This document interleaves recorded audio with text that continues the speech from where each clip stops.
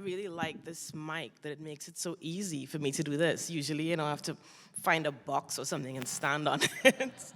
Thank you so much for having me.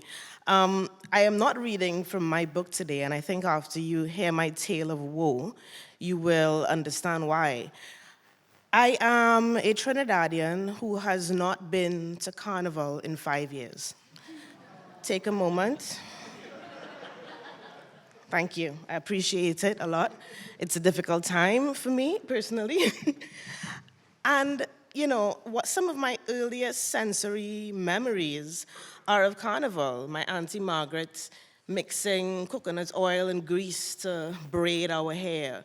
The feeling of the beads, a kind of clack, clack, when you shake your head like this and they smack you at the side of your face. The stickiness of snow cone when, we go out and we play kiddies carnival and it runs down your hand and Granny says, stop licking your hand, you'll get sick, because there's all the dust and everything everywhere. So, I don't know who I am without having that yearly pilgrimage and that yearly ritual of Carnival. And, of course, even worse, I felt a little bit of comfort coming to England that, okay, I'm not there, but Carnival is taking place on the streets of Port of Spain. Somewhere in the world, there's a carnival going on, and then there was a pandemic. And nowhere in the world was there a carnival going on. And I lost my center again. I had no idea what to do with this information. Trinidad just managed to squeak in a last little one in 2020 because it was so early in the year and we had no cases there yet. But here in Notting Hill, 2019, 2020, 2021 is a joke. How long are we supposed to live without having some kind of parade, some kind of release? And I can't stand in Notting Hill and not call the name of Claudia Jones, who is Trinidadian born and is, widely reputed to be the mother of Notting Hill Carnival. And she said something years ago when she was the person that put on the first London Carnival event. This was in 1956 in St. Pancras, before Notting Hill Carnival became Notting Hill. One of the things she said was that a people's art is the genesis of its freedom. A people's art is the genesis of their freedom.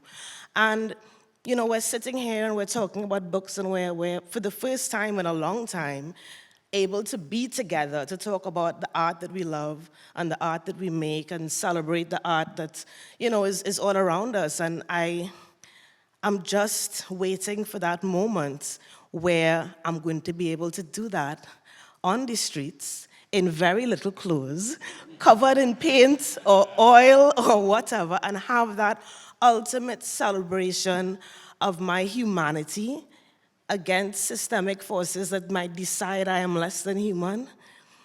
To have that celebration of a culture that has survived, that has remained vibrant and vital and refuses to be invisible. I can't wait for that moment. And one of the things that happened that shouldn't surprise you, given the way I'm talking about Carnival, is that even when there was a pandemic and there was no official Carnival parade in Trinidad, if you knew where to look, you knew which Instagrams to follow, you found that there were people who made their costume in their house, got in their backyard, and had their own carnival.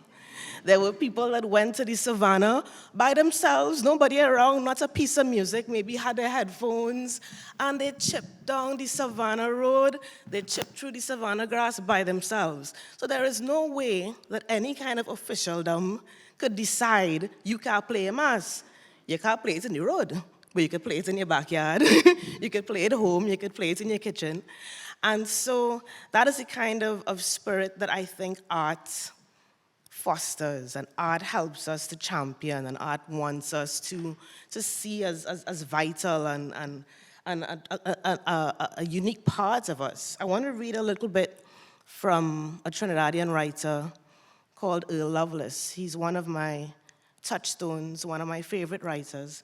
And this book, The Dragon Can't Dance, is probably the best book written on Carnival that exists.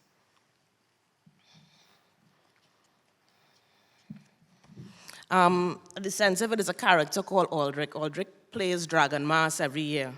but he's become a little despondent by the state of the carnival. It's become commercialized. It has sponsors. It has big companies that sponsoring a steel band, and he doesn't understand that is not Carnival. Carnival not supposed to be corporate. Carnival supposed to be of the people. So he's a little bit, not sure. And then he comes out Carnival Monday and something happens. The moment Aldrich stepped outside, Carnival hit him, and his heart grew big, and he felt a softness flow over him and the burning of tears in his nostrils, for there before him on the street, the steel band and masqueraders were assembling.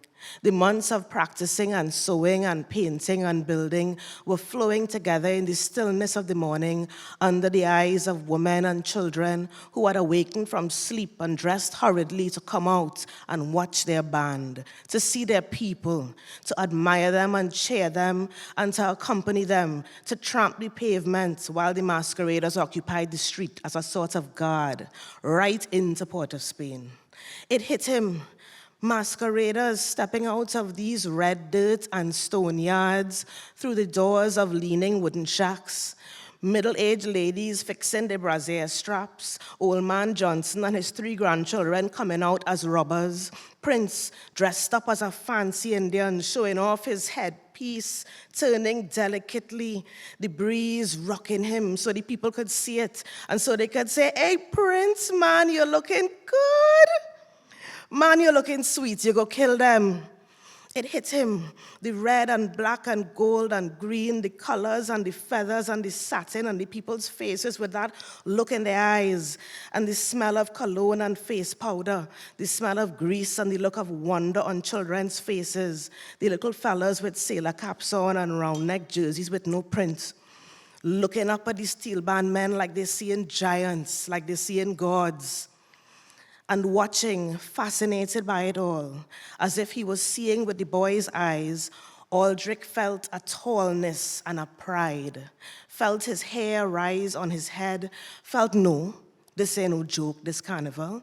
This is warriors going into battle. This is the guts of the people, their blood. This is the self of the people that they're screaming out that they possess, that they scrimp and save and work and thief to drag out from the hard rock, stone, and dirt to show the world that there's people. He felt, this is people taller than cathedrals.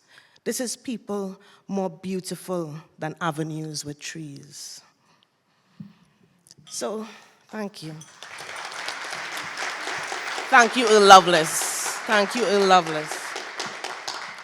So, as we celebrate being able to be together once again in this, for Carnival people in this sacred space of the Tabernacle of Notting Hill, I would like us to say, see you at Hay. See you in June. See you in May. And hopefully, knock on wood, see you on the streets of Notting Hill in August. If you're looking for me, I on the road. Call my name.